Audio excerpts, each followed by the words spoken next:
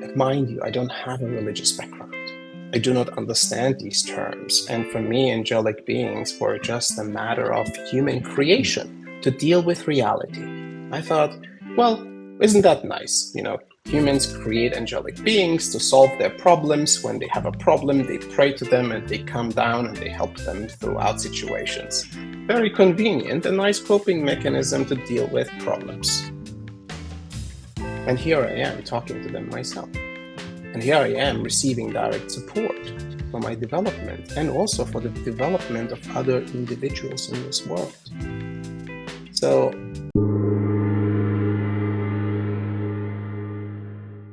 welcome to the Consciousness of the Way. I am your humble servant and seafood Taoist Master San Qing. And I've really been looking forward to this conversation. I'm very grateful to have on the podcast today Asil. He is also many things, another facet of consciousness, but a direct channel, a conduit, and a catalyst for a frequency that is definitely beyond this electromagnetic spectrum. Welcome to the podcast, my dear friend. Thank you. Thank you for having me, San Qing. It's a blessing to be sharing with a kindred soul and also someone who's been exploring the space for over 3 decades. That speaks in itself volumes. Dedicating and devoting yourself in that way to consciousness exploration and consciousness evolution and supporting others on their journey. So I just want to acknowledge you for that. Well, thank you, my dear friend. And I would love you to share a little bit with the audience about how you got to this very moment. Sure. So I guess with many of us that enter into this life and into a societal construct, into a certain lineage, into a certain family, we grow up with the conditioning that we are given in that society and by our parents and the academic structure and so on and so forth.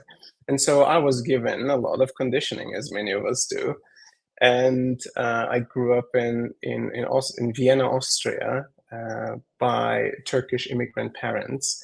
And for them, it was very important to secure our future. And that was through, if you educate yourself, if you put that as like the main thing, if you are exceeding in education and academics, you'll be well taken care of. And if you're well taken care of, you'll be happy. So I followed that path and became academically excellent, started my own companies and all of that. And I realized, despite checking all the check marks of societal success, I was realizing that I was only finding temporary happiness, like really momentary blips of feeling content until it's like, okay, what's next? What can I go for next that will actually bring me maybe a more sustained happiness or presence, let's say? Because I don't believe happiness is the goal of life, anyways, but it's like it's praise as the thing.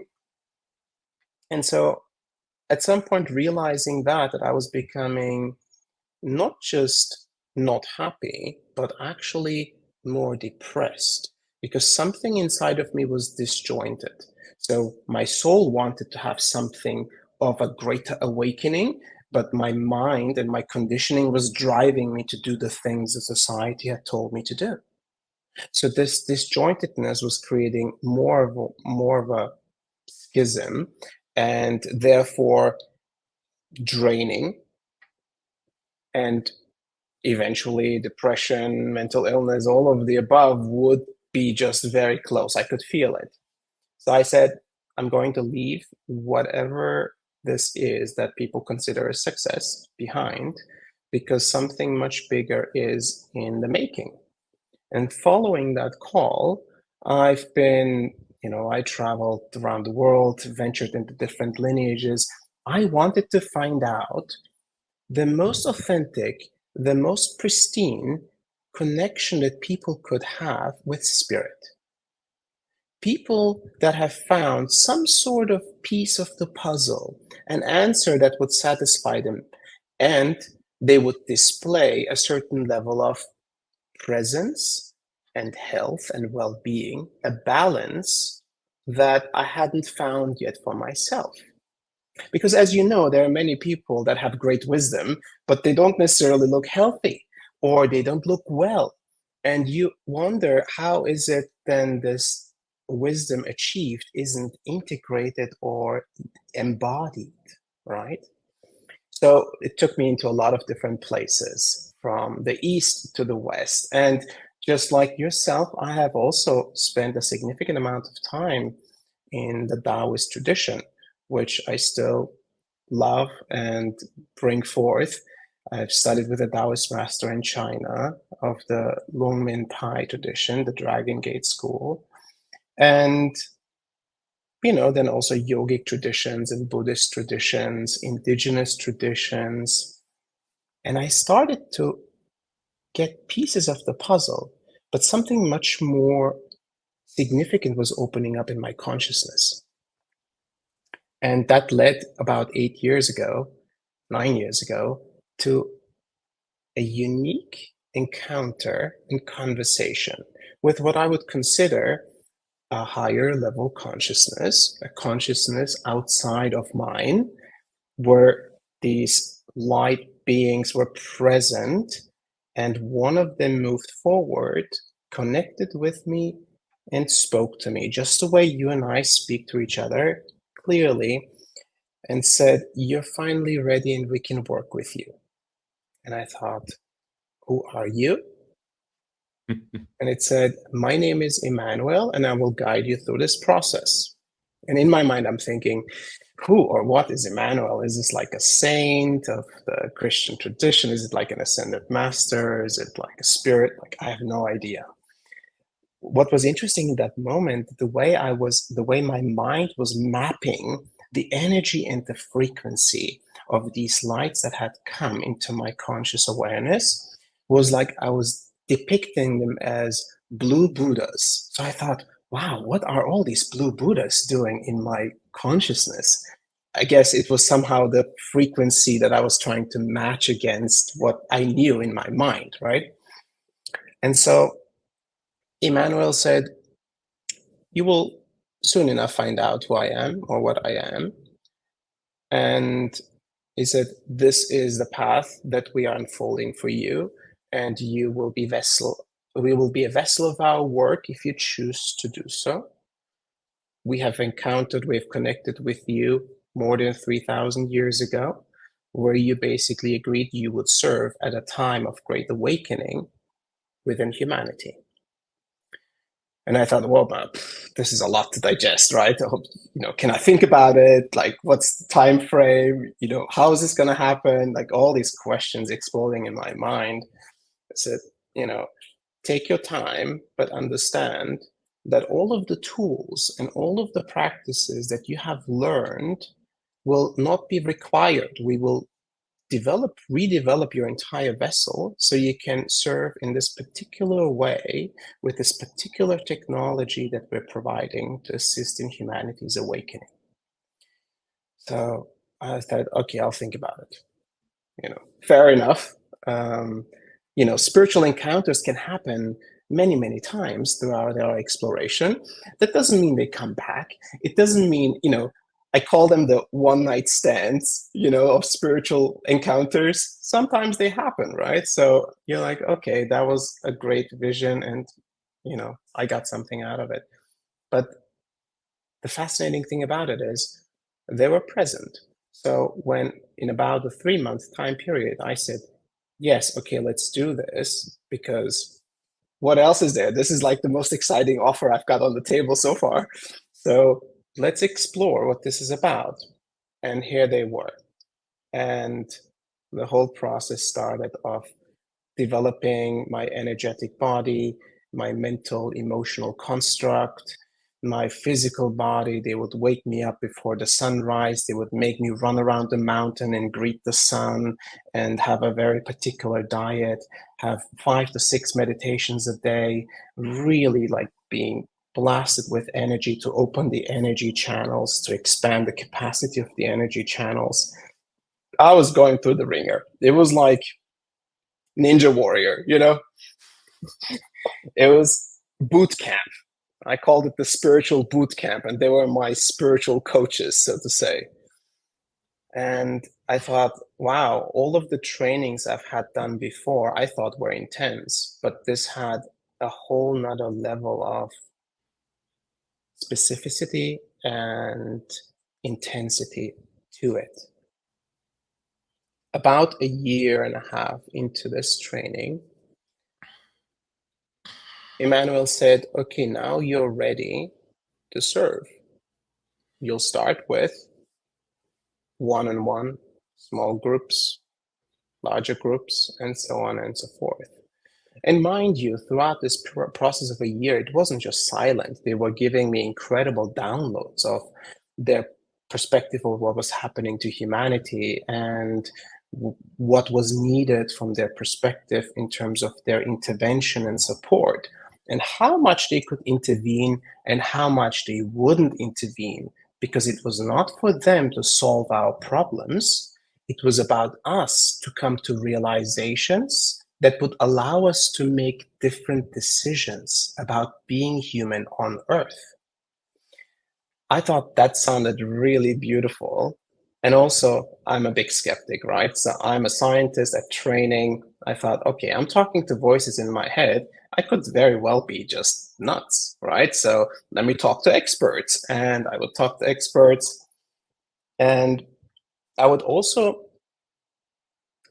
drill the guides with many, many questions. So I would basically have hours long of conversations and arguments with them about the things that they would say. Okay, well, how is about this and how about that? I would try to find loopholes and potential, conditions that they may have, because they claim to be unconditionally giving, right?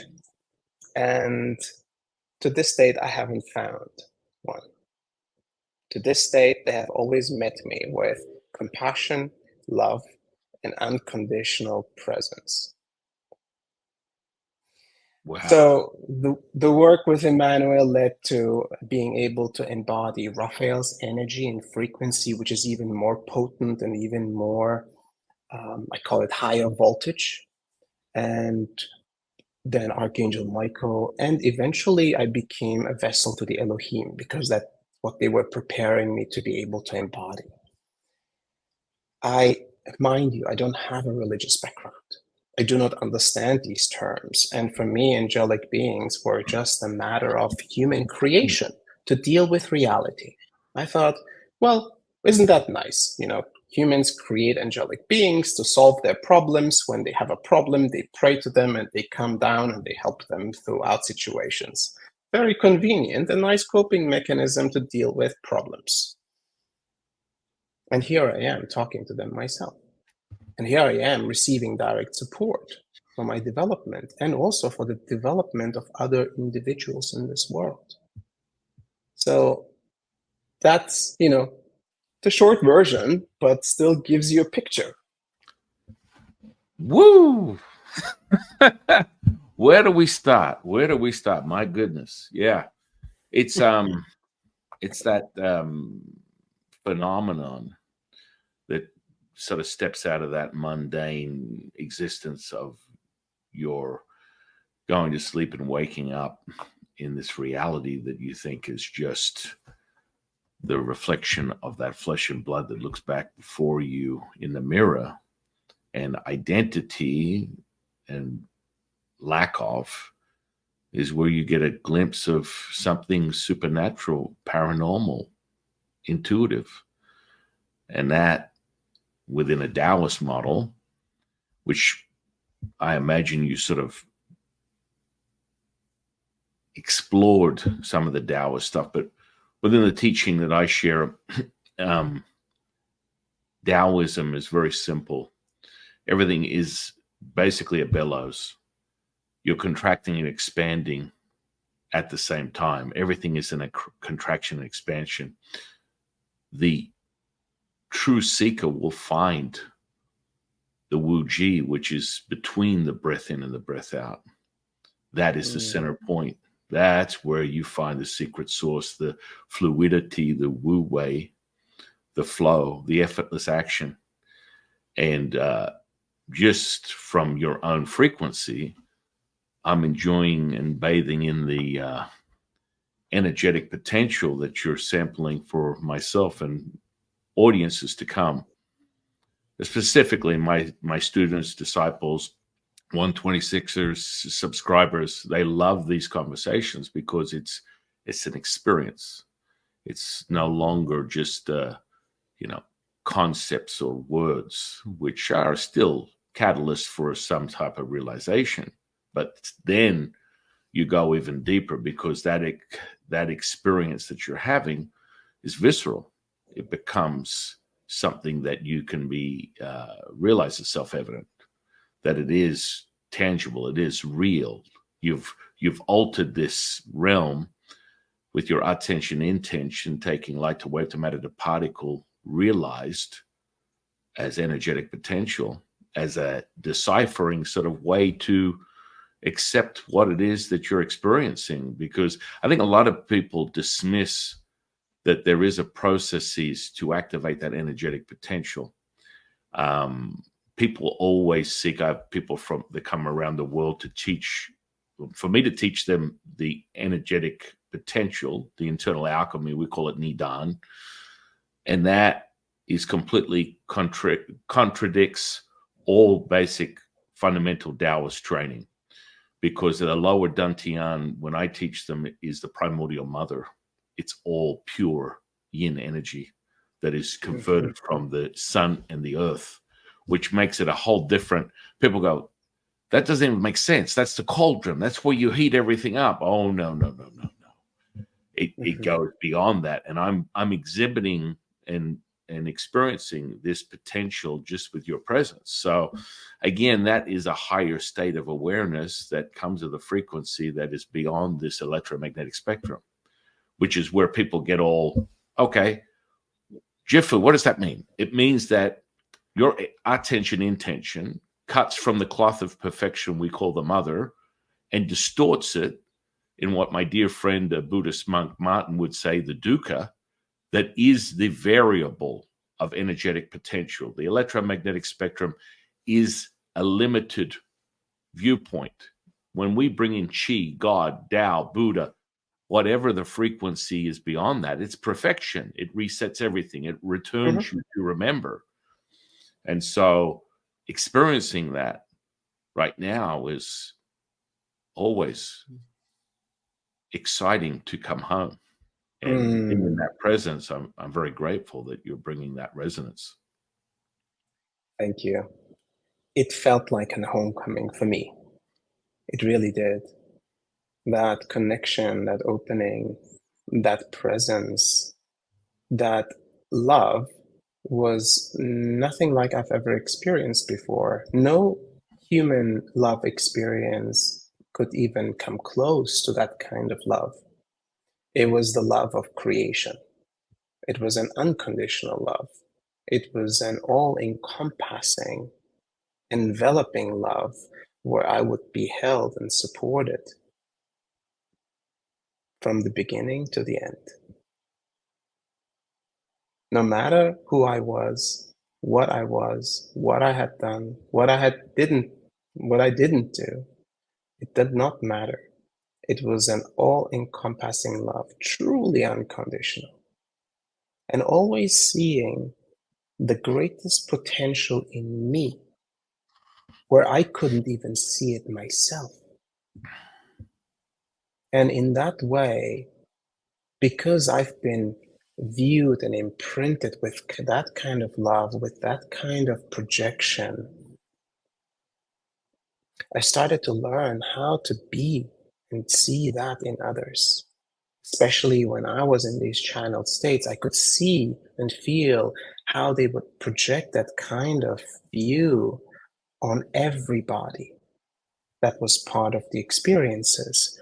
How that kind of projection of the highest potential on a human being could truly change them. Because most humans have never experienced being seen in that unconditional light, in that unconditional love. Yeah, I mean, remembering is really the path. If you look deeper, Taoism is sort of like a Gnostic path that's parallel, adding a little bit of potential Rosicrucian internal alchemy, but still doesn't hold a candle to the internal alchemy of a Taoist. And yes, I'm a fanboy. Of course I am. This is what I teach. Yet I've never come across the energetic potential that even holds a candle to it, because it's what you can actually return to and can alter and return this space perfection. I mean, this selflessness is really the remembrance. That servitude is what we speak of.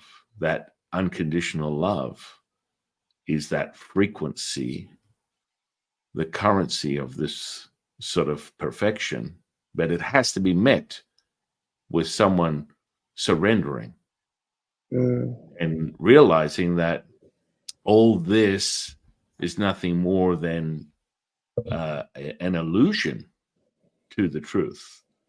And when that can be met, then humanity can raise an incredible potential that you bring in that frequency, that resonance once met, once held, will be exhibited. So, I mean, most people get caught up in that dualistic, polarizing effect of up and down, in and out, left and right, good and bad. And, within Taoism, yin and yang is all of those things and none of them. And a lot of people tend to have an absolute truth, a belief system that is not a knowing. And that can be problematic when seeking. You maintain the seeking. You stay seeking, and knowing is potential but never realized. Yeah, your words definitely deeply resonate with me, especially having had such a huge focus on on learning and knowledge, and believing that the mind was the key to everything. I realized many of the processes I was going through was actually an unlearning, was an unconditioning. And I realized the less I knew, the more I know. And the less I had an evaluation of the mind, the more I was present. Because every thought and every judgment would separate me from that truth. Because it would become one fragment of a truth due to it becoming a perspective, rather than being the totality of truth, which is only in the immersion into the all, into the oneness.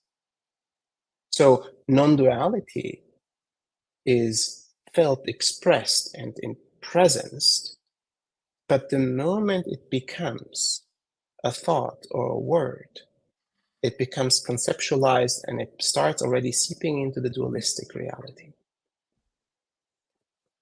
And one of my favorite pieces of the quotes from the guides was, they said, truth is the totality of all perspectives. And I thought, wow, all perspectives is like infinite. And I realized, yes, of course, so truth can never be fathomed by the mind. Truth is only in the presence experienced. All other aspects are facets of truth or a perspective of truth. So, as you can see, many, many realizations later, here I am saying that I know nothing. I literally know nothing. And that's fantastic. It's the best place to be. It sounds to me like one of your guides might be one of my teachers, the Jade Emperor. He always brings it very clearly. When you accept you know nothing, you know everything. If you are thinking, you are not knowing. If you are knowing, you are feeling. That has no attention from the intellect. It's just that visceral now moment. It exits here and enters here, which makes this the barometer, the tuning fork of your reality. It all is a register of that truth. Your truth is the only truth. That absolute truth is a universal realization of that selflessness, that servitude. And that comes and is revealed from the seeker to the knower. And it's so potent what you speak of, because that still, the words, no matter what they are, carry that frequency. And that visceral response, that kinesthetic response, is the knowing that you're in the very moment, the present moment, the Wu Ji, the stillness, the mother. And that's all we have. You're abundant, timeless, endless, limitless, infinite. And then it's that skeptic that I am also gives that realization, that self-evident realization of the experience that makes it tangible, makes it real. And it's only to be altered. It's like a journey. Everyone has their own messaging. I mean, the messaging from a Taoist path is that merging of that yin and yang, from the conception or creation of the cosmos from what we call the three pure ones: supreme purity, jade purity, highest purity, merging together, taking this, basically the cloth of perfection, the mother, and generating and creating that cosmos. And that universe is then whispering sweet nothings to one of my teachers, the Yellow Emperor, which then was pinned to the ground, magnetized to the earth for 18 days and nights, creating the Chinese infrastructure and culture as we know it today, using the internal alchemy and all the information and knowing that was given to him, which was the foundation of Chinese medicine. Any type of like energetic potential came from this realization.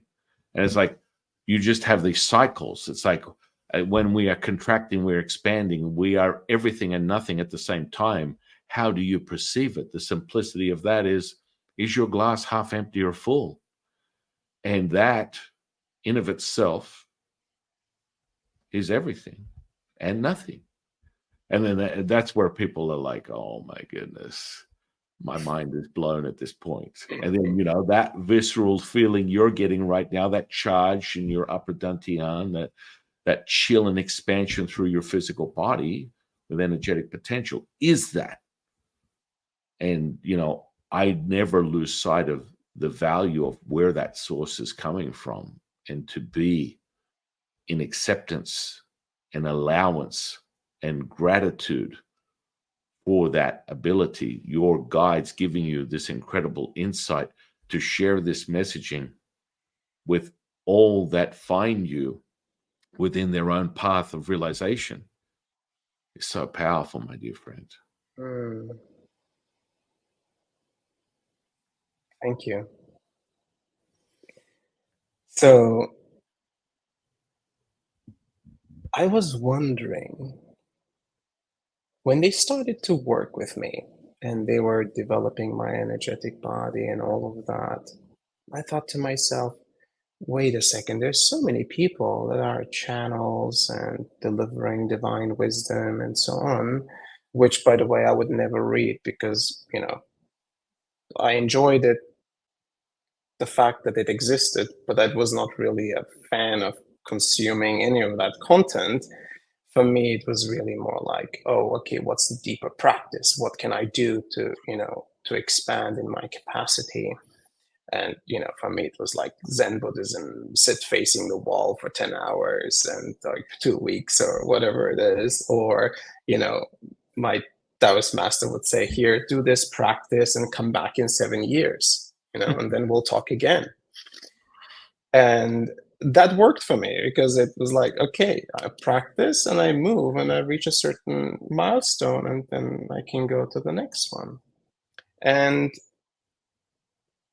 the guides basically said, well, we're developing it to be a different type of vessel. It's not just about the information that's going to come through, which delivers on a certain level of consciousness, but it's also about the energetic states you can bring people into. And so they would develop my energetic body to be able to get groups of large size, from hundreds to thousands of people at the same time, to a certain state of consciousness where they could reach states of awareness, states of realization, states of oneness, without having to go through decades of training. Now, reaching a certain state, as you have just mentioned earlier, doesn't mean that they're going to be able to recreate it, and it doesn't mean they've reached enlightenment, right? It's like you've reached a state, and now, is it a sustainable state? Is it a long-term state? Is it embodied rather as a station and not just a state, right? And that state of being, how is it impacting you beneficially, your immediate environment beneficially, and overall, all of humanity, all of life, all of consciousness beneficially? It's not just about, I feel great, the world is falling apart, right? It's about how is our transformation, or my transformation, truly becoming a catalyst to the evolution of consciousness? Yeah, it's interesting. I mean, I've traveled the world and trained many different types of people, different supernatural potential, separating electric from magnetic, all that kind of good, funny stuff, teaching people levitation, remote viewing, all the kind of like clairvoyant things that seem to be like just out of the movies. But, you and I both know once cultivated, you can obtain this level of what I call sensory perception. Everyone has the potential. As long as you're a human being and you have a nervous system with 5 senses, you are off to the races. Now it is up to you to recognize and realize through your own seeking that you can find a path to actually develop these skills, which everyone has the ability to. And through your own admission, I would agree 100%. I know there's only 3 people I've ever met in the world that levitate. Never been that exciting for me, even though I understand the alchemical process and I teach others. One being one of my students, the other 2 yogis that have developed these skills, because there's a level of commitment that comes to this sort of awareness and energetic potential. I just prefer to just be in the present moment and watch a physical, mental, emotional, spiritual healing instantly, as it should be, rather than, I mean, it's always exciting. You drop a rag down, get someone to step on top of a wet rag, charge them with an electric charge. Once you obtain that ability, that alchemical process, it becomes, oh, that was fun. Now move right along, because it's still a separation of you remembering who you are. You're removing yourself. It's a potential. And that's why most people get lured by the energetic potential of this realm, and they're never satisfied. They're never say, oh, I bought the shoes. I found the relationship. I discovered God. This is still potential. It's not returning to this present moment, being whole, being at one, as you would put it, oneness. Physicists might call it the singular, 0 point. Taoists call it the Wu Ji, the mother. And, to obtain that resonance and maintain it is what we call Wu Wei, effortless action, effortless effort. It's a fluidity that cannot be obtained unless you're able to hold that resonance, which is really where that cultivational practice comes in.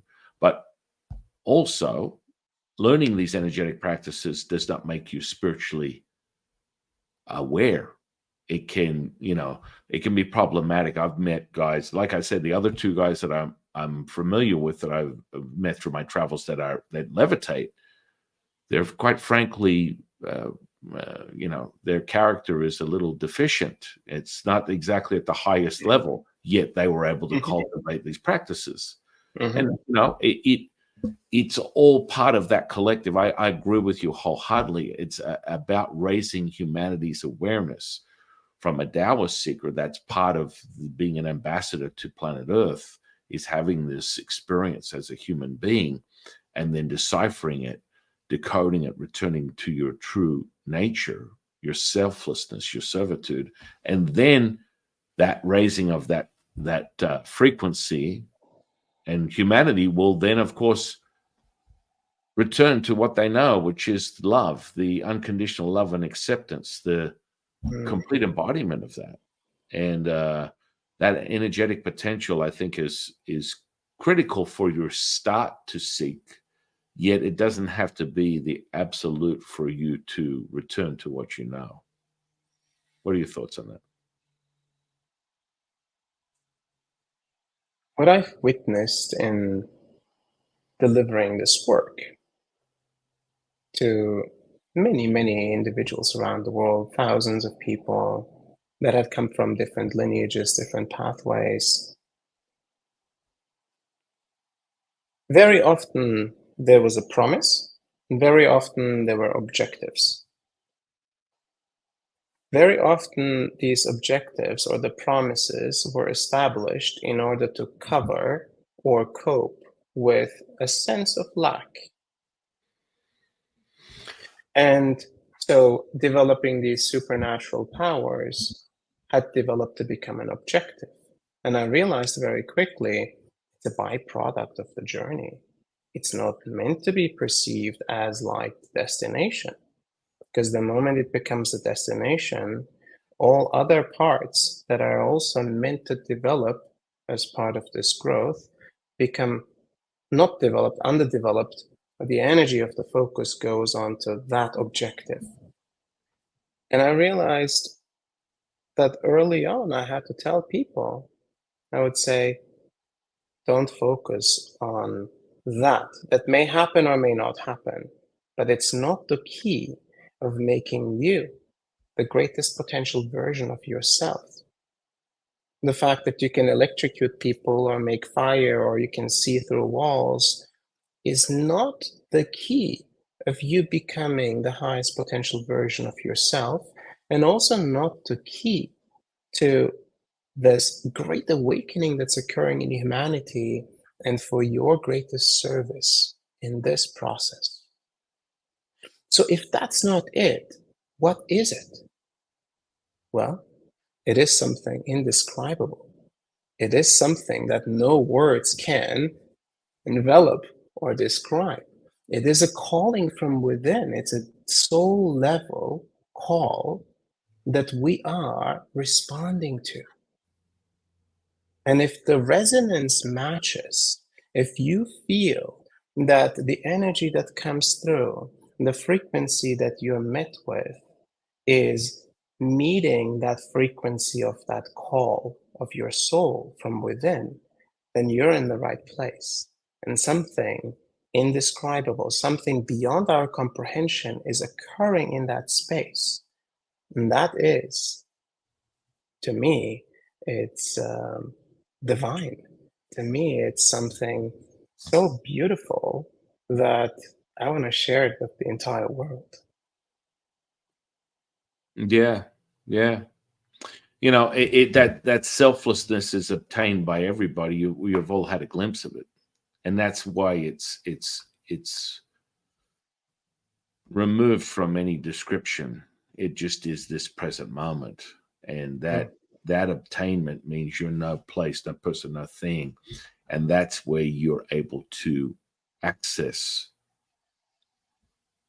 potential, unlimited potential, which is the flow of the mother, which is perfection.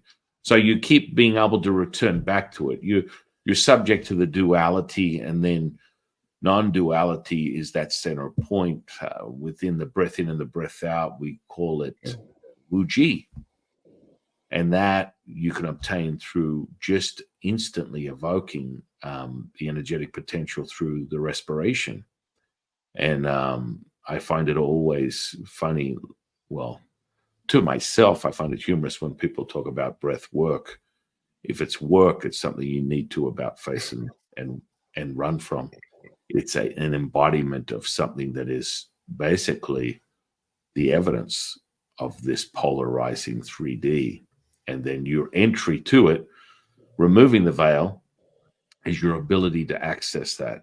And that will only be self-evident by witnessing this supernatural potential, i.e., your ability to transmit, right? Transmitting a frequency that alters the individual or collective at a subatomic level is evidence. It's undeniable.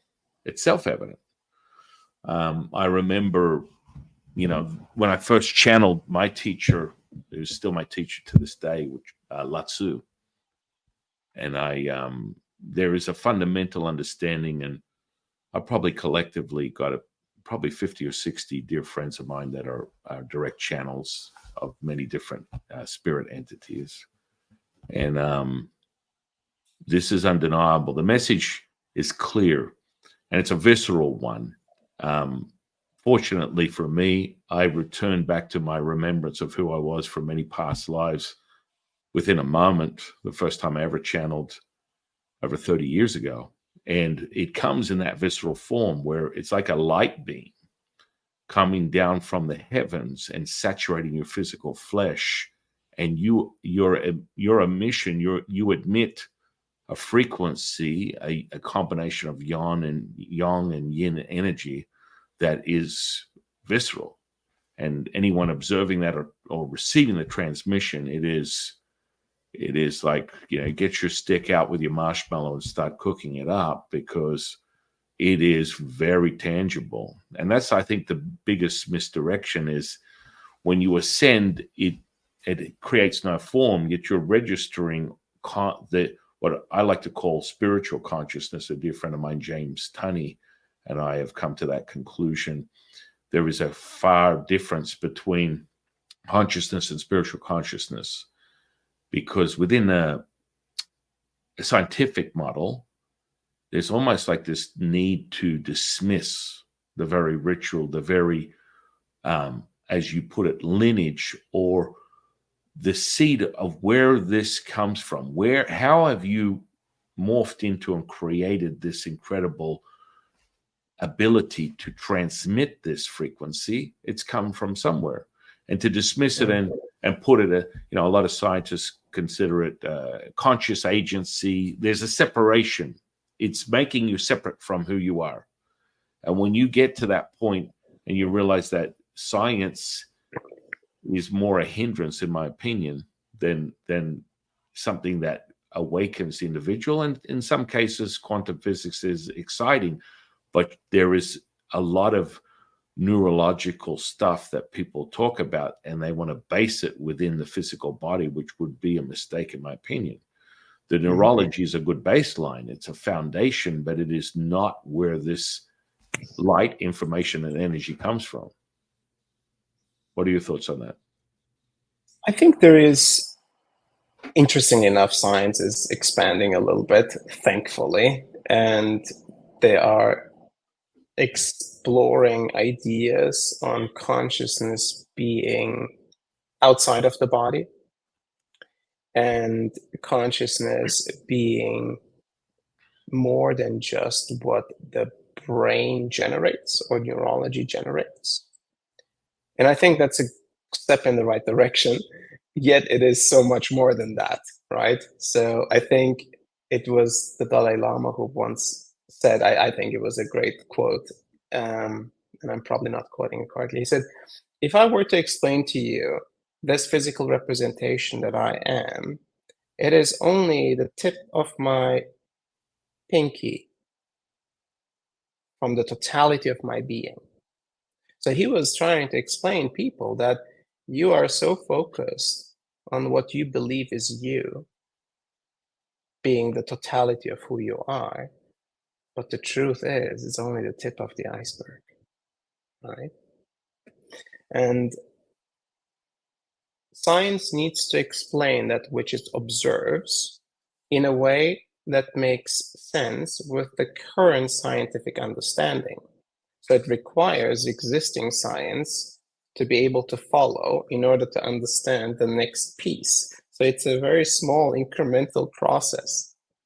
And therefore, it can take a while to move past. And then there is the skeptics, and there is as you remember, probably the 100 authors against Einstein that basically wrote, altogether a book about countering his theories. And he said, well, if I wasn't right, why didn't it take 100 authors to come with that counter argument, right? So it would have just taken one. And in that sense, I do acknowledge and I do value science and scientific approach as like mental gymnastics to understand reality and to put it into categorical boxes for the conditioning of the mind to expand a little bit further, to have scaffolding to be able to hold on to, right? To make sense of reality. Yet it is, in my exploration and in the last 8 years, there was a period where I was basically trying to track everything that the guides were doing on me, right? Because I have an understanding from a Taoist perspective, from a energetic development perspective. Oh, they're working on my dantian. Oh, they're working on this energy channel, and they're working here, and they were doing this. And I would ask them, it's like, okay, what is it that you're doing now? And what is it that you're doing now? And they would say, if we have to explain everything to you, and you have to actually comprehend everything that we're doing before you can actually approve of it being done, we would not get anywhere. You have to have trust that this process is benevolent for you and that it is beyond your comprehension. So I said, okay, I trust. I relax and I surrender. And I just let it happen. And it developed in an accelerated way that I believe, through the work that I have done, established a bridge for individuals to be able to develop even in more accelerated ways as a result of that bridge. Yeah, the acceleration is part of the price of admission. From an alchemical processes, I mean, something I may have given a student a couple of years ago that took them 2 hours to complete in a day, and they completed in a fraction of a second. That's part of the development of how you get there. But it's like revealing the potential and having it validated by yourself and others within this space is really the key to help raise that consciousness, because it's what returns them to that frequency. Or none of this is for anything other than entertainment purposes. There has to be that self-evidence from the seeker. And by being in the presence of your transmission, your frequency, it brings people to that return back to who they really are. And then that wholeness, that oneness, as you put it, we refer to the mother, is that primordial reflection of that, which is the mirroring effect. And from a Taoist seeker, one of my teachers, Jade Emperor, uses this very powerful opener for a sort of incantation. A power abundant in its giving you will receive, unifying the body with the spirit with the energy, bringing heaven to earth, transcending all is one, one is all, revealing perfection manifest. That is your gift. That is your offering. That is your gift. That is your offering. That is your gift. That is your offering. And with that, we see, my dear friend, the evidence of the deciphering of this reality through the yin and yang, knowing the mirroring effect, knowing that by returning to who you really are, the servitude, the selflessness, by serving others, you are serving yourself. Oh, this is the coming home that everyone has an epiphany on. And then they're like, well, sign me up. It's like that movie, Oliver Twist. You want more, boy? Just more. One bowl, one more bowl.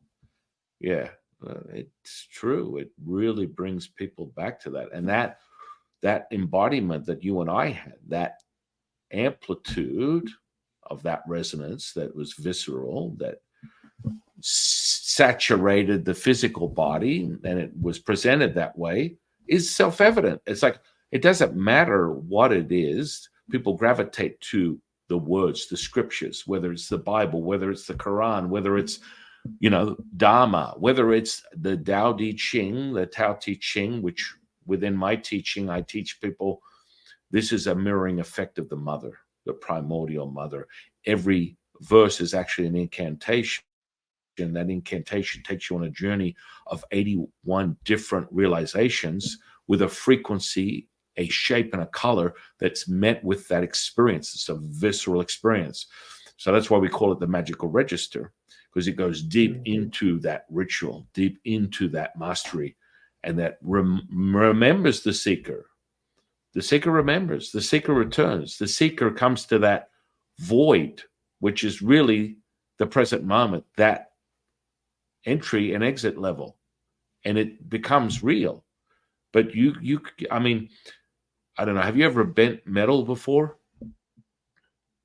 Like Have I been yeah, bent metal? have you ever been to spoon before or things like that? Yes. Yeah, so you understand the center point, right? So whenever I teach someone this sort of basic sort of alchemical process, taking the Shen, projecting the Shen, what some people perceive within the Taoist path is there's two eyes, and then you have your Shen, the third eye. There's actually 9 eyes within the Taoist model, which most people are not familiar with, within the upper dantian, which has 81 chambers within that upper dantian. When you focus that attention, you transmute that instantly, bending it like metal, because there's no place, person, or thing. It's the now moment. This also is obtained by watching a physical healing. It's been the same for me for 30 years. When I witnessed the first one 30 years ago, it was like watching gangrenous flesh turn back to pink in color in 40 minutes. I mean, I didn't sign up for anything. I had no sense of awareness other than the guidance of Lao-Tzu, and witness this, what people consider miracles, but it is the present moment.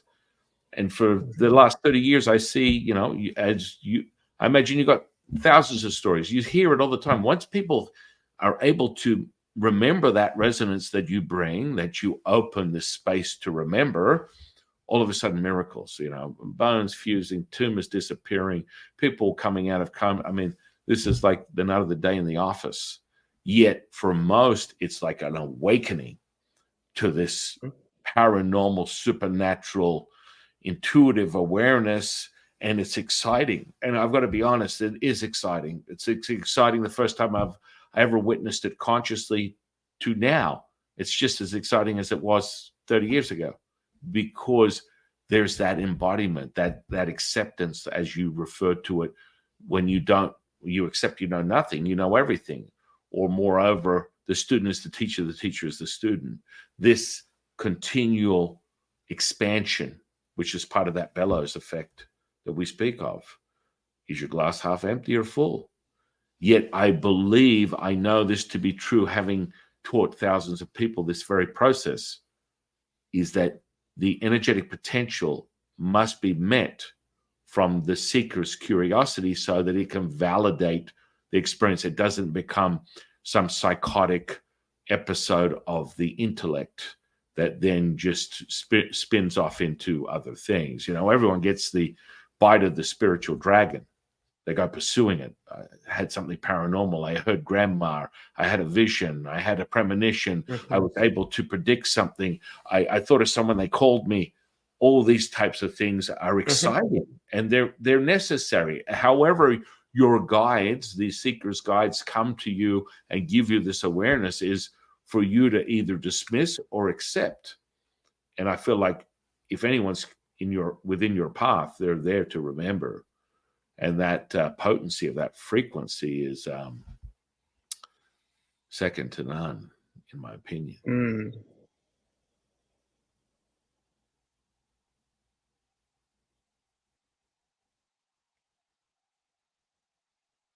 You probably witness that there is a great change that is currently occurring, an acceleration of evolution, consciousness expanding in at great pace. Support, a divine support arriving in many different avenues. Humans popping left and right like popcorn into awakening processes, some of which are incredibly destabilizing, right? Because their mental construct cannot fathom what is apparent happening to them. So it's somehow breaking the mental construct that's there without having the baseline support. It's like a scaffolding is falling apart. So we're already witnessing that. And I see, and even like with every wave of energy, with every wave of awakening that's occurring, there is going to be more and more people popping like popcorn into their awakenings, into their processes of ascension or evolution, or whatever you want to call it, enlightenment. And the ecosystems, the infrastructures that humanity has created are not ready to hold that type of awakening at that scale. I'm talking about millions of people popping at the same time. Who and what is going to hold them? There's not enough medications we've got. There's not enough mental hospitals, prisons we've got to put people into. There's not enough, there's not enough structures or belief systems we can like squish them into and cope with what they're experiencing, because it is truly a divine process of a magnitude humanity has not seen before, at least in this iteration. And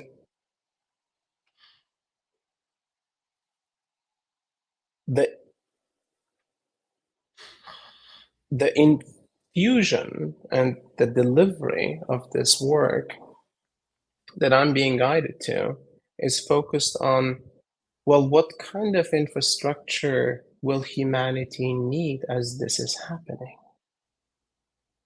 And it comes down to, from the guide's perspective, to two things. One, the infrastructure of humans, we call pillars of light. Individuals that have such a significant internal alignment that these energetic, physical, emotional, mental challenges are not wavering them. They are holding solid in their center and in their balance. They found an alignment. And as others in their environment are being destabilized or being challenged externally or internally, they look for the person that is the most steadfast. You remember when COVID hit, people were turning to their community pillars, right? They're like, okay, well, what do you say? I hear so many different opinions. What do you recommend? And you could see that some community pillars held well and some community pillars lost their mind. And so in that sense, who are the community pillars that are requiring an incredible development of an unprecedented nature to be pioneers and trailblazers ahead of the millions that are coming to pop at the same time? So those to me are the pillars of light. Those to me are people that are dedicated and devoted to an accelerated process of awakening and internal development to be able to hold not just themselves, but groups of individuals so that they have a field of stabilization, they have a field of practice, they have a field of love, compassion, and community to assist in that stabilization of this growth process. The second piece of infrastructure is the energetic grid of the earth. The energetic grid of the earth is a powerful network of energy lines that cross in certain points, nodal points, energetic power places, upon which humanity has built temples and churches and mosques, and some of which are powerful mountains with monasteries on it, and so on. And then there is also these areas and places on the energetic lines of the earth that carry incredible collective trauma, a density of conflict that hasn't moved. It's kind of stagnant and stuck. It's almost like you go to the acupuncturist and they look for the stuck points and they put some needles in there, right? And in that way, the guides say that the energetic grid of the earth holds a certain frequency which changes as we focus our attention on specific nodal points to shift the frequency of these nodal points, almost like acupuncture. And the field that this grid then holds in that area of these nodal points also increases in frequency. So they're saying that frequency will assist, because humans are in that field, to hold a higher frequency within. The way I explain this to people is, imagine you go into a room of an incredibly elevated human beings that have just been, at their best and highest frequency. You come into that room, you spend an hour, 2 hours, 3 hours with them. There is no way you're not affected by this positively, because they're just holding such a high frequency in that field. It's the field that they've generated. You walk into a room where people have been fighting for the last 10 hours, 10 years, whatever it is, you're going to be challenged. That's going to pull your frequency down. Maybe not yours, because you practice and you hold a certain alignment that's stable. But most people will be challenged in the fields that they're in. And so the field that we are in at a grand scale is that energetic earth grid field that's holding space for consciousness to experience this human form. So the earth development is equally as important as the human development part. So they go hand in hand, which leads me to go to many, many sacred sites around the world and many, many sites of collective trauma, and to deliver these energetic attunements so that these regions can start feeling and observing that higher frequency that's possible. Yeah, body dowsing is an ancient Taoist practices where you become the tuning fork. Not so much holding physical dowsing rods, but I teach people how to become so energetically sensitive that they observe and can witness power centers, vortices, energetic grids, very, very quickly acquire that sensory perception. And from that, you can do sort of funny sort of circus tricks. Like here I'm out in Nevada in Las Vegas, and I'll take someone down to the MGM Grand, which is a hotel out here, huge, 5,000 square foot room, 5,000 rooms. I'll give them a quarter. I'll say, go put it somewhere in the hotel, anywhere. Then they return and they go, okay, I've put it somewhere. I'm like, okay, I'm going to use you to find your quarter. And because they have already imprinted the thought in their mind and they're resonating at a certain vibration, I just use them as the tuning fork to find the quarter. And people are like, how the hell do you do that? Now, you get a hypnotist, a psychotherapist, a shrink that would call this an ideogram, a remote viewer. We call it ideomotor response, which is more just sort of like understanding that this is a divine tool and you have the ability to use this to acquire a sense, a connection with what you would perceive as your unconscious. That's always a ground level knowing. And so I'm 100% in agreement with what you're saying. I've had many scientists on this channel that read the Schumann resonance of the earth. And that's just basically an observation of the resonance of the magnetic field that is present within the Earth's center that holds about a 7.8 hertz frequency. Now that in a line of consciousness for anyone for a brainwave state would be in the category of theta alpha sort of state, whereas it's highly creative. And so if you were to be absent of your emotional content, you could stand on planet Earth and basically attuned to a macro of a micro, because the earth is you, you are the earth. You're all is one, one is all. We could use a hermetic principle, all things are mental, as within, as so as without or outside of, up and down, in and out, left and right, it's all the same. This evidence has now been manipulated, that the resonance right now is at an artificially manipulated resonance of about a 12 to 18 hertz. Now, if anyone understands what that means, that's a high beta brainwave.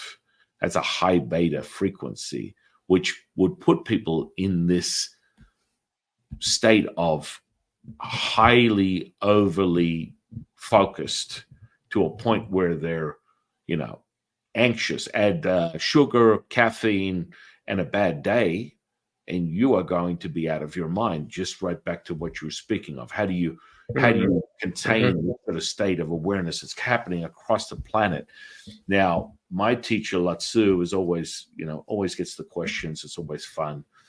I don't attempt to pretend that I know anything. I know nothing. I'm as dumb as a sack of rocks. But sometimes epiphanies are present within my speech. And furthermore, when I channel him directly for information, the beginning of this year was like a pinnacle for most people. They call it the age of Aquarius, the awakening, the 2024 realization of consciousness, right?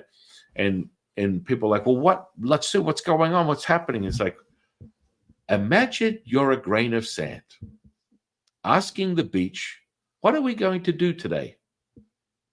Fall back into the beach and be realized. I can't make this up. I can't make this up. And this is part of that collect. That chill you and I got right now, that yes, I hit the goal, bang, is because this is the truth.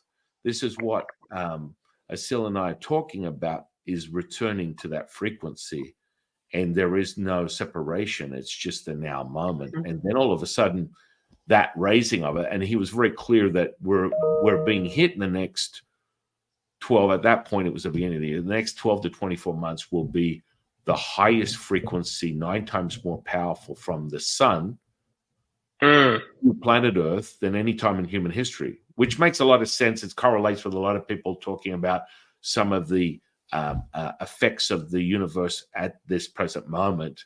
And with that comes the raising of that frequency to a 40 to 60 hertz frequency, which is gamma. Now, wow. Okay, now we're getting into gamma. For me, I've been making brainwaves for years. When I hit when I'm channeling, I'm between 100, 400 hertz. And, it's like it's an experience, as it should be. Yet that's where I witness physical healing. That's where I witness this state, because it's from a scientific perspective, from a hypnotherapist perspective, from a psychologist perspective, it's encompassing consciousness at 100%. We're no longer the separation of one or the other. You can access at a gamma brainwave the ability to go back and access alpha, theta, delta, epsilon. And what I find with a lot of people is you get either one or the other in that spectrum. You're either high gamma, which would lead to what they can't even define the hertz, let's just call it lambda, or all the way down to epsilon. And they're still both highly creative, even though you potentially in an epsilon state, supposedly you can't be conscious. You can't have your eyes open. You are into a deep state. Yet I've got measured brainwaves being with my eyes open, accessing that very brainwave, first entering the gamma. So everything you're saying aligns with everything that has been shared with me from my teachers. And now furthermore is like the wonderment and the magic of that, not to be in fear of it, to be excited, to be grateful, to be in this.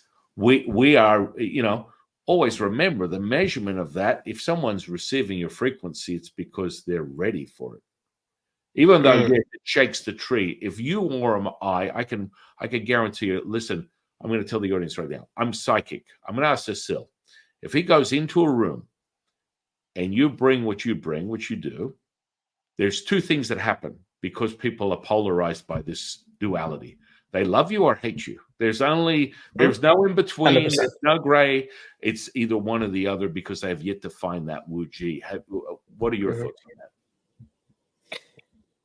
Yes, 100%. And that's because most of us are conditioned to think and operate in dualistic terms. So we have to categorize the things that we experience that we have not experienced before. The mind is like, I need to put this into a box. Oh, there is no box. Holy shit, what are we going to do? Right? So it's a bit like that. And so what happens, a lot of our minds are conditioned in states of fear, the things that I don't know are to be feared until it's proven otherwise, right? And so I've definitely seen this, and it has made me, to some degree, I hold back when I go into a room. Like, let me be under the radar, just so that I can at least have some human interactions here, right? So I'm under the radar until I start to feel, okay, there is definitely a transmission that wants to come through, or these people or this person is ready for some deeper truth or deeper experience. And then I start to open up and bring that energy.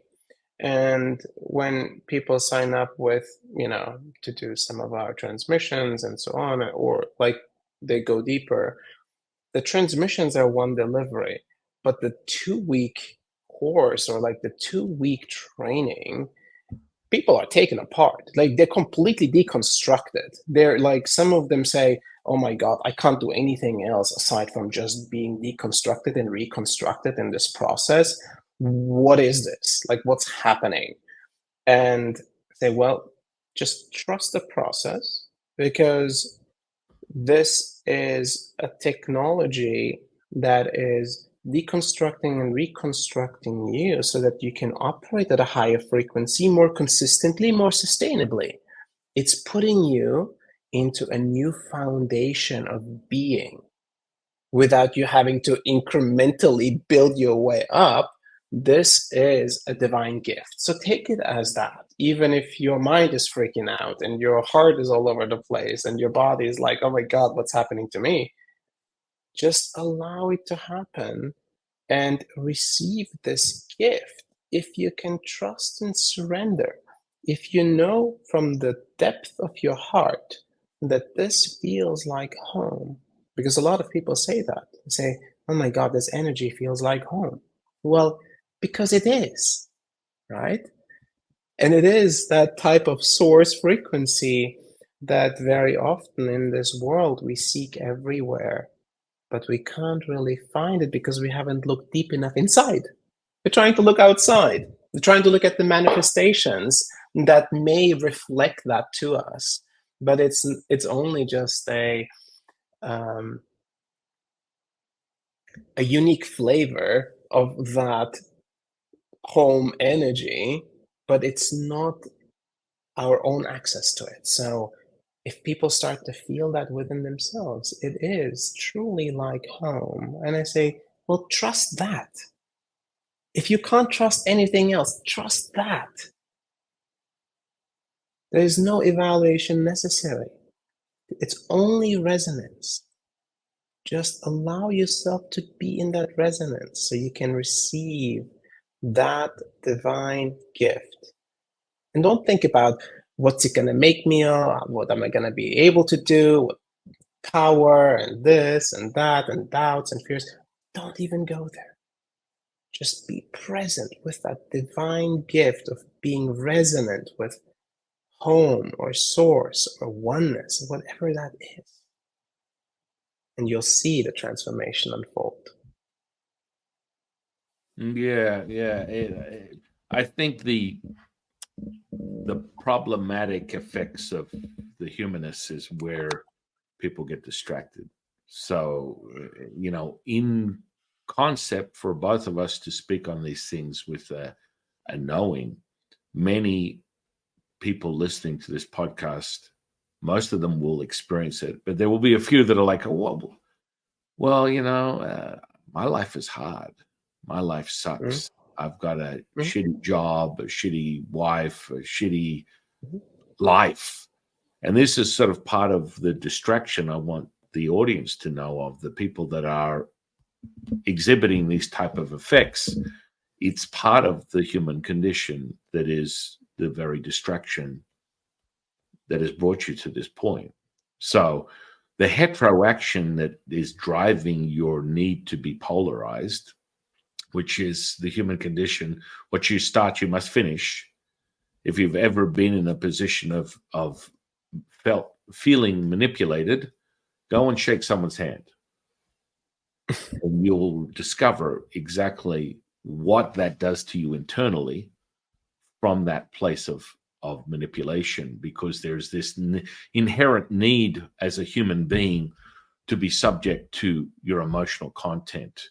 And I always remind people, when you're emotional, you're suggestible. So this is kind of one of the deluded states that it needs to be validated very quickly within your journey as a seeker, to remember and to know who you are by getting a handle of that, so that you can be the master keeper mm, creator of your reality. That emotional content is part of what is the landscape of this electromagnetic spectrum. So to surrender to it, it goes beyond a belief. It's a faith. It's what we call blind faith that makes it realized. And that can be from that visceral, just knowing, right? Okay. It's like, mhm, oh, okay, well, conceptually, this isn't making sense to me, but Asil's saying this and I'm feeling it from my heart.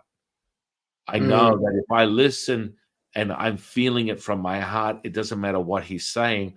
I'm walking into the fire.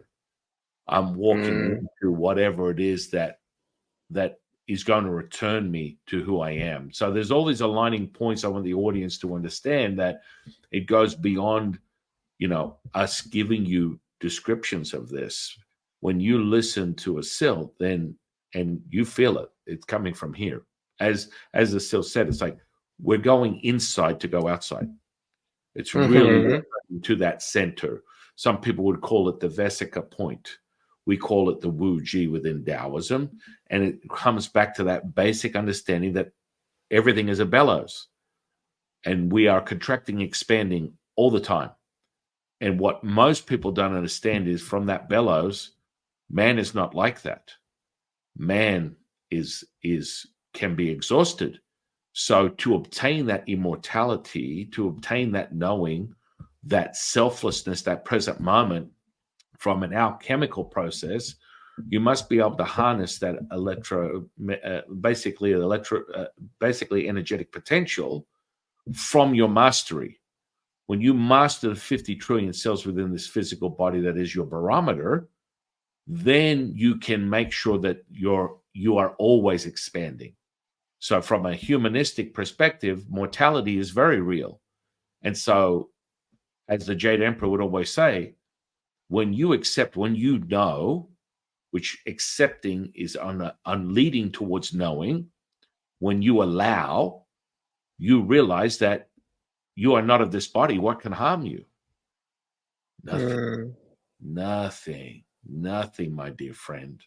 And so that mastery is, and this is where I get, and I'm sure you could have many stories, but I get a lot of people all over the place, judges, attorneys, contractors, light workers, Reiki masters, Qigong masters, Chinese medicine doctors, chiropractors, alternative medicine healers of all kinds. And they always come to me and they know there's a missing component, because there is nothing more powerful than the realization of energetic potential, because that's the framework of all this reality.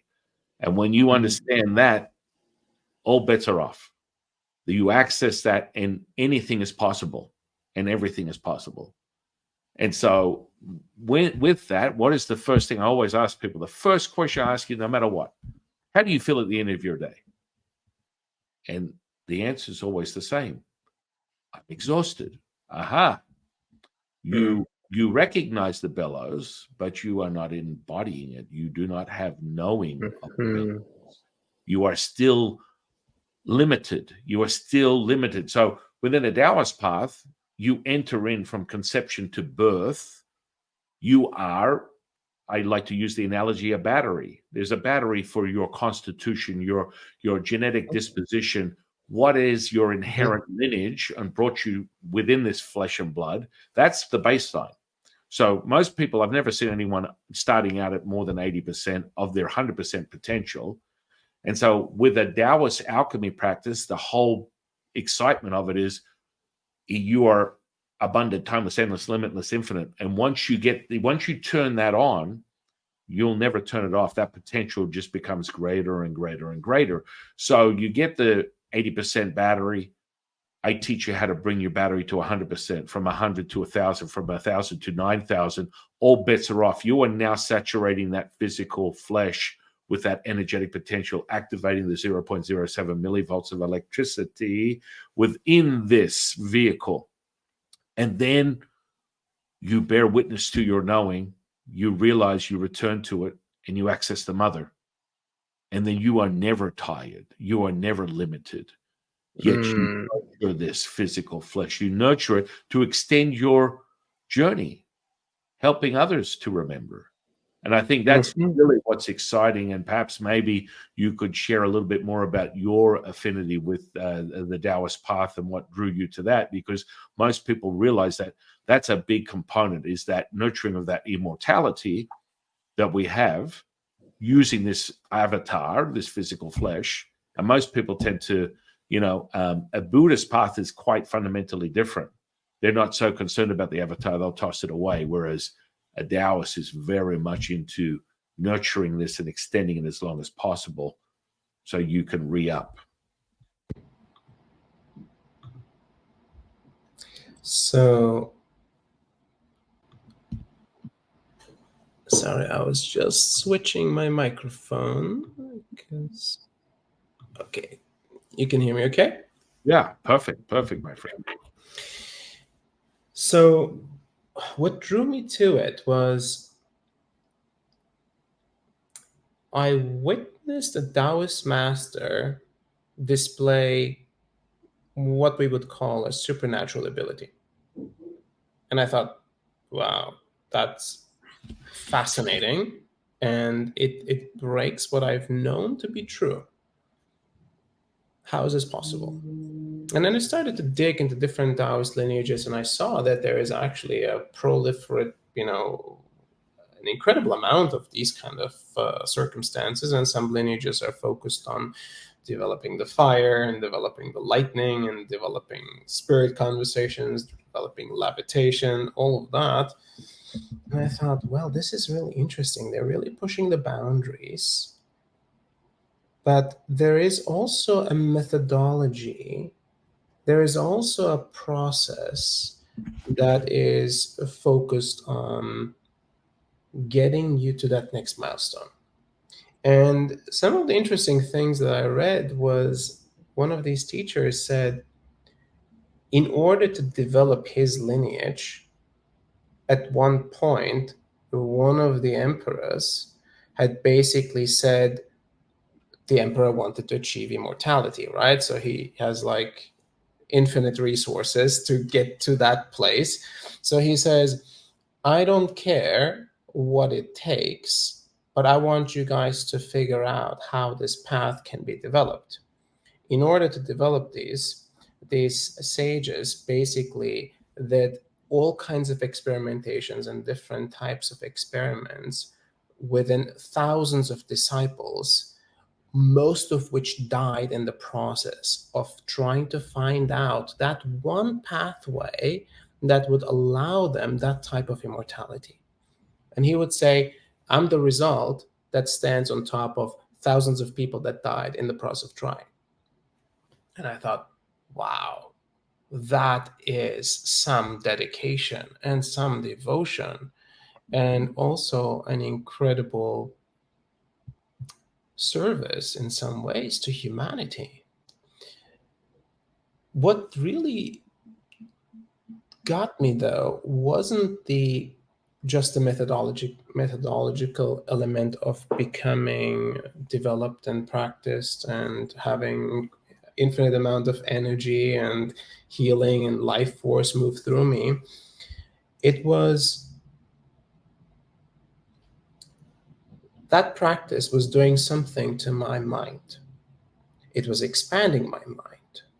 It was taking me out of the many mental loops I would go into.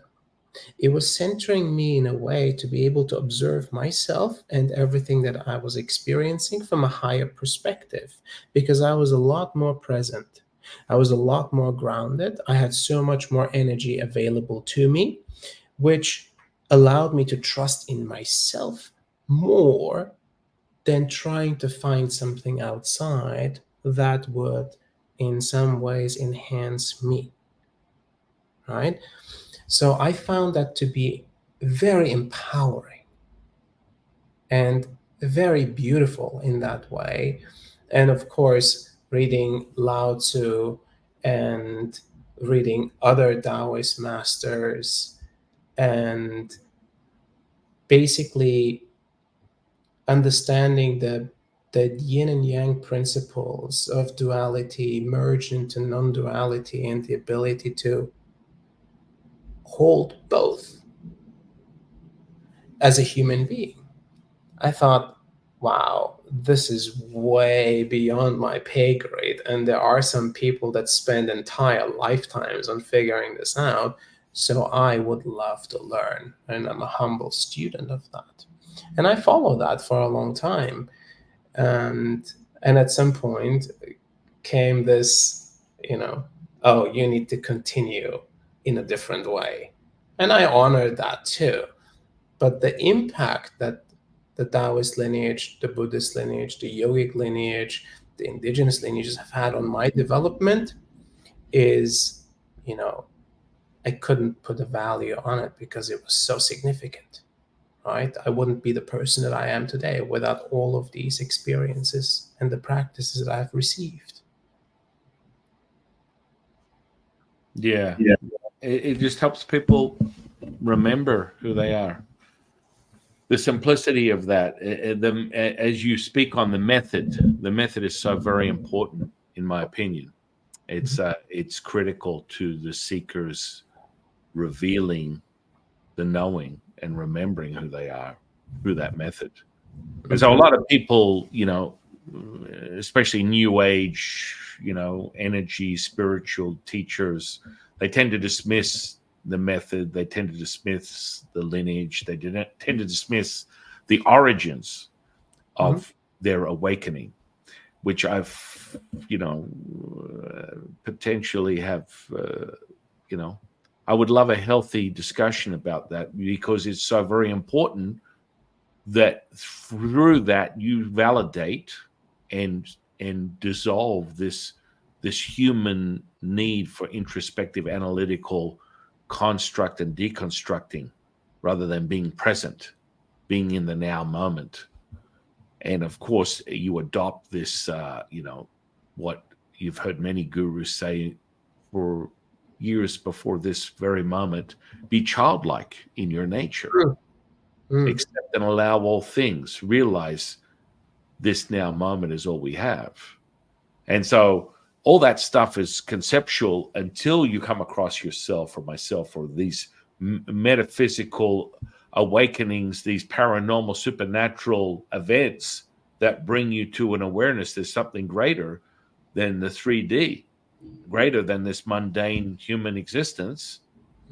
And you referenced the Dalai Lama. I recall one event with a talk show host from the 80s. Her name is Oprah, and she had this guest on, and the guest was Deepak Chopra, and this is a new sort of thing. She's into talk shows, and she's got this audience which is kind of more like middle American, sort of like housewife sort of audience. And she's in there, and she's got this Deepak Chopra guy. It's 85 or 83. We just got over, the Yellow Submarine back in the 60s, where, the Beatles were exploring their higher states of consciousness through some type of like psychedelics that access this other realm. And then you lead into, Woodstock and, the evolution of, which is like the cycle of human history, spirituality, atheism, religion. We go in these cycles until we embody them all, realizing we're all of them and nothing at the same time. But she brings this guest in, and he's sitting there in the lotus position in his chair. And she goes, "Oh, congratulations. I'm so excited. I've got this guest, Deepak Chopra. How are you doing?" And he's sitting there in the lotus position with his eyes closed, holding, a hand mudra. And he's like, my buddy's here, but I'm not. She went, "I'll be right back after this commercial break," because that was so out there 40 years ago. Yet, today, as through your own awareness and mine also, that people are waking up, as you put it, popping off like popcorn. Just the epiphanies, that right here, right now moment. And it can be instantaneous. I want people to understand this. Yes, when it happened to me in my lifetime biologically, I basically encountered never having performed a meditation before, looking for one. I came from a physical sort of background of bodybuilding and powerlifting, and went straight into this voice in my head saying, you need to find this meditation. And I'm just like, in my mind, you have these conversations, you don't realize you're already adding dimensions to your reality. Different sensory perceptions are happening all the time, and you dismiss it because it's a dialogue you have with yourself, and it's never really like oh, am I cuckoo? No, everyone has this kind of conversation. And so this voice was telling me, you must find meditation. And I found a meditation class. Back in those days, there was Hare Krishnas, a few yogis. It was more like a cult. There was this idea of stillness was so conceptual that most people didn't have a clue what meditation was. And so I'm looking for this thing. I found this, Qigong grandmaster, little 50-pound little Asian woman, just a beam of light. Anyway, I get there. I'm a big gorilla, 300, probably, actually I was the 320-pound gorilla. And I walk in here, and I'm in a room full of misfits, half a dozen beggars, because it was a free meditation class in some free rec room out in some ghetto. Like, I was actually thinking I'm going to lose my life going back to the car, hearing screaming, dogs barking, ambulances all around this little building where this woman's doing this little free meditation class. And I'm attempting to contort myself into the lotus position with my back killing me. I'm getting a headache. I'm listening to all the noise outside, and this little beautiful little being is standing in front of us, and they're all, you look around the room and poised to receive this meditation, whatever that was. And I'm thinking, there's no way I'm doing this. It's not going to happen. And in that same breath, she went, all I want you to do is listen to my voice. And then it went from that, Asil, to and it was complete silence. And I went, I've never experienced anything like that, my friend. That was a remembrance that clearly is not the run-of-the-mill remembrance, but it was, I have to access this at any cost. This is more powerful than me taking 800-pound squat, a deadlift, bench pressing, superhuman strength of crushing things with my hand. I am now in this, I don't know what I call it, but there is complete silence. The ambulance is gone. Everything's gone. It's like as if someone turned the sound off on a TV. That is where you capture that. And so that can happen to anybody. If it happened to me, it can happen to anyone. These things, and that was a monumental thing. It went from that to 2 days later finding a channeling teacher, channeling Lao-Tzu, and from there I went straight into a Taoist path, and the rest is history. But that happened all within a week. And incredible. So and I mean, that same week I witnessed a physical healing. So it's like awaken, awaken, awaken, and we all have our own moments. What I know to be true, and I want the audience to hear me very clearly, if you're listening to this conversation with Asil, you are about to have an awakening. because that frequency, my friend, is woof, potent, and you cannot walk away from that and not be altered at a subatomic level. That's just part of the processes of remembering. But be aware, be careful what you wish for, because if you're unassuming and you fall into it, there's two things. We're just the keepers and the holders of this frequency that make you aware that you are returning to who you know, or you will assume all your emotional content and thoughts and feelings, and we're complete assholes because of what I have no idea. Because it becomes an emotional thing. And people go, you're making me angry. I don't know what happened. I just sat down for this meditation. I just sat down for a conversation, and I really don't like these guys. I don't know why. It's something going on. And this is your resistance as a human being to realize you are more than that. And so all of a sudden your emotional content comes up and you are resisting the as Asil said, the surrendering of that, and you're attaching it to a place, person, or thing. You are making it about the distortion rather than expanding. What are your thoughts on that? I mean, you said it. You said it very well. You know, in the practice that we have been doing, and the guides would lead us through exercises, they would say, you will reach a certain state where you can observe as an eternal observer yourself having the human experience. So there's a part of you that's activated that observes from an incredibly neutral place, that has no duality. It just observes. It has no opinion. It has no thought. It just observes. And you observe yourself having an emotion. You observe yourself having a feeling. You observe yourself having a sensation. All of those things. The ability to have that kind of observational capacity is truly a superpower, because then you can have the feeling, but you don't have to be the feeling. You can have the sensation or the pain, but you don't have to be that. Therefore, you're no longer identified by it. You're identified by something much deeper within you, which is the true essence of consciousness, observing itself in its human experience. Yes. And I tell people, have all the emotions you want, have all the sensations you want. Let the pain that comes out come out. Let it move through you. Don't hold to it. Don't hold it tight. Don't try to store it somewhere or hide it from someone. Who cares? Let it move. Stay in that observer and let it move.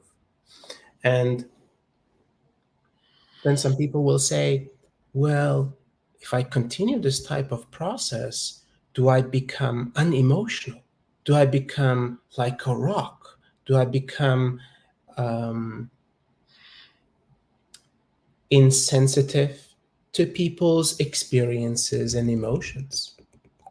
And I'll say, no, not at all. It just means that your emotions are in a more natural balance and in a spectrum that is not loaded with trauma of an unprocessed past. You're having normal emotions about things. And when you notice little children have emotions, they go through these waves of emotions very quickly. They'll be crying 1 second, and the other second they're just playing and smiling and laughing around, right? Humans are different. Why? Because we hold on to the emotions of an unprocessed past. So we are stuck in an emotional state. We become more childlike, my friend. Oh, yes, we do. It just leads me to what I always remind people. Your life is consists of 3 ingredients: a thought, feeling, and an emotion. And once you acquire the ability to access and dissolve the feeling and the emotion, the thought becomes wisdom. It becomes something you can reflect on and use in your own path. Mm-hmm. Yet it's no longer a hurdle or an obstruction to limit you. Mm-hmm. It basically liberates you to become and return to who you are. And that's a beautiful insight, bringing us to that point with that childlike state. And so many people are conflicted because I always remind people, when you don't make it about yourself, your life is very simple. When it is never about you. What's a great example of that? You can go into Starbucks and order a coffee, and the barista has a little bit of an attitude, looks at you like, I'm doing you a favor. And you're like, hang on, I greeted them with a 10. I said, good morning, how are you? Can I order a coffee? And they're like, yeah, what do you want? Okay, you want cream with that? And so you went from a 10, they gave you a 7. And then by the time they hand you your coffee, you're at a 5. And then they give you a 3. You start walking out of the Starbucks and you bump someone in your shoulder and you give them a -5 and they give you a -20. You then stay in that resonance, that low frequency, and let it perpetrate and permeate your whole experience for the rest of your day, because you believe the emotions are you. That Mm-hmm. emotions create what we call personality. Mm-hmm. And that can be problematic if you identify as that part of the ego.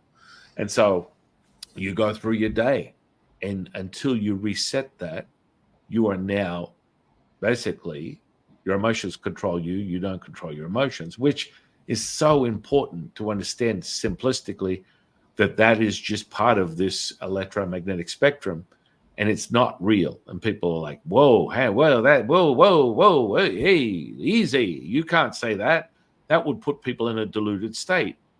Well, the delusion is the separation. The delusion is that you are just limited by your mortality, and you'll never come to that realization without an awakening that Mm-hmm. makes it possible that you can experience that without attaching it to a place, person, or thing, through a mastery, through a method that Asil teaches you, or myself, and then you're able to not be subject to the emotional content that distracts you Mm-hmm. and keeps you in the weeds, keeps you in the 9 to 5, keeps you in this human condition. Because once you become free flow, effortless action, wu wei, the flow, all bets are off. Synchronicities, serendipities, um, wonderment of just being alive. And then that part about being insensitive, I need people to understand, no, what happens is you become more in tune with empathy than ever before. Mm-hmm. Empathy is revived and revitalized, because that's when you return to that selflessness, that servitude. It's something that you don't have to think about. You see, if you're thinking, you're not knowing. If you're knowing, you're feeling. So if you have your personality, bring yourself to an event where you have to process why you have to help someone, don't do it. Stop. Because the selflessness does not require an answer. The selflessness does not require what is it in for, what do I get out of this transaction? It's not a transaction. It is the very moment. Mm-hmm. It's a divine gift that we're just extending to others, and really just as a pass through in that way. And we get to be, humble servants and humble observers and humble recipients as it's moving through us. And that's the way I see it, and that's the way I deliver it to all these individuals that also want to be or are on a path of service. What does service in its purest, highest integrity, in its most beautiful form, highest potential form look like? What does it feel like? And how does it affect others, and how does it affect you in the process of that service? And so we are in a time where individuals of service are coming into their remembering and becoming activated to serve together, individually or as collectives, all of humanity in its greatest awakening process. And that, to me, is the most exciting thing that I could think of. And it's probably the most exciting thing to be alive on Earth as a human being, even if you're just a witness to it, right? You're like front row seats to the most exciting concert in the universe. You're like, I want to be there. It's like, sign me up, right? We've been waiting for this for a long time, many cycles of human exploration and so on, living and dying, living and dying. And here we are. Holy cow. This is the big one. So it's a true blessing to, meet you and connect with you and talk about these topics and explore them for your audience and for my audience, because in the presence of someone who has explored the topics and the themes that come about, the truths that come about to be spoken are different. The field that we co-create is different, and therefore a different word and different concept is shared. And I have done, like you have done, many, many, many podcasts, right? And they can vary greatly. No matter, like, I don't come to a podcast planning what I'm going to say. It makes no sense to me. To me, it is a co-creation based on the energetic frequency and the field that is present.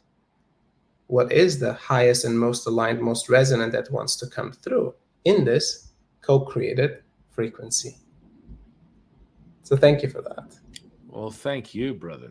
It's been amazing. I want all my students, disciples, 126s, subscribers to go out and explore Asil's social media. I'm going to put all of this under this podcast. And from your own admission, I think you offer one-on-one sessions, group sessions. What are some of the things that we can explore with you? So, of course, in our social media, there's plenty of material that people could explore an entire lifetime and never be done with all the free content we offer. So it is, a divine gift from the guides to me, to you, and all of the ones that are willing and interested in exploring.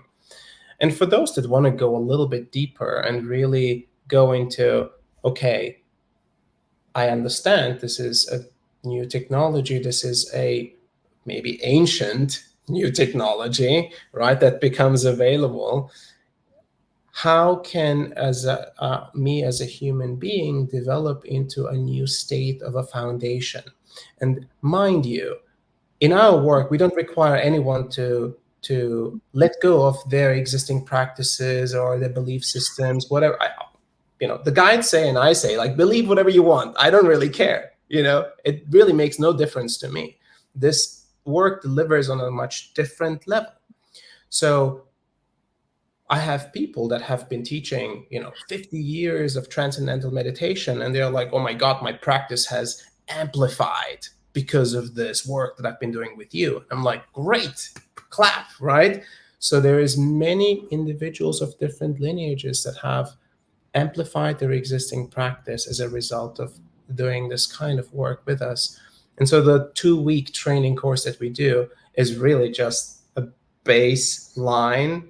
We call it foundations. And foundations to me is like, people are going to go through an experience. Like, very often there is, hundreds of people go through it online at the same time around the world. And they feel it. They feel the change when it integrates. They feel the solidity, the internal alignment, the strength that they have, both physically, emotionally, mentally, energetically. And it changes how they operate in this reality. So in that sense, open invite to anyone who wants to check this out. And I think we have a link. You have a link. You'll share the link. I'll share the link, whichever it is, to explore what it means. What's the next foundation that we can hold as a human being to make a new baseline for ourselves? A sustainable, solid baseline, not just venturing out and hunting for the next high state that I can reach. Oh my God, I got a high state, and I come back home and it's the same thing, over again, right? How can I hold these high states that truly transform who I am at my core and make me an individual of great potential and service? That's the exploration. I love that. I love that, my dear friend. I will say in closing, one final question. What's your definition of spiritual consciousness?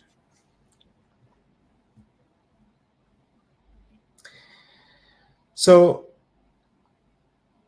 I think putting any words to it will probably be diminishing of anything that it is. So, just take this with a grain of salt and just an approximation of what I'm trying to say.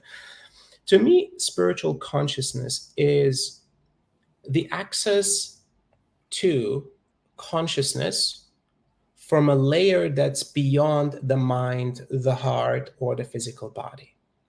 It's the access to consciousness that is maybe the most potent, the most, I call it the highway of accessing consciousness.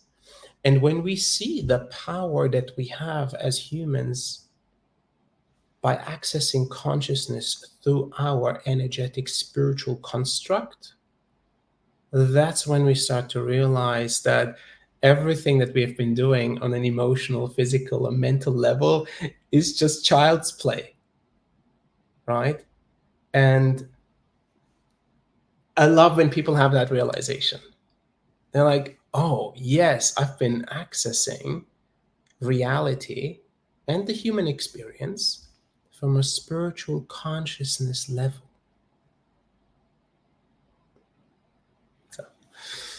Beautiful, my dear friend. I've done hundreds of these podcasts and I've never had the same answer, which I love. As it should be. It should be. It should be. I want to thank you again for spending time with me today, and what an amazing conversation. A true blessing. Thank you. Great to meet you, San Qing. And I hope maybe one day we'll cross paths. Yes, yes. I would love that. I have an event center out here in Nevada. I normally have like groups of up to 60 people, get them to come in. They stay on the strip. I bust them out to my retreat center, and I do a lot of collaborations with people. So maybe that's something on the path of you ever entering this space. But we can do that, and we can do it virtual, in person, whatever you want. There's sounds fantastic. I might be passing through when I'm on my way to Sedona in there you April. go. Yeah. Well, that's very good. Let's connect. Let's talk about let's talk about that, because it's always the potential. I take people out to the natural form pyramids out here in the desert and blow the roof off their reality, because they don't realize it's already formed. It's already there. This is the mirroring effect of the constellations, my dear friends. You don't even realize. So on that, I want to thank you for sharing your time with me today. I want to thank the audience. I want to thank the audience for sharing their time with me today. I want to thank the universe for bringing you into my life. And I am your humble servant and seafood Taoist Master San Qing. And I'll see you on the next one, guys.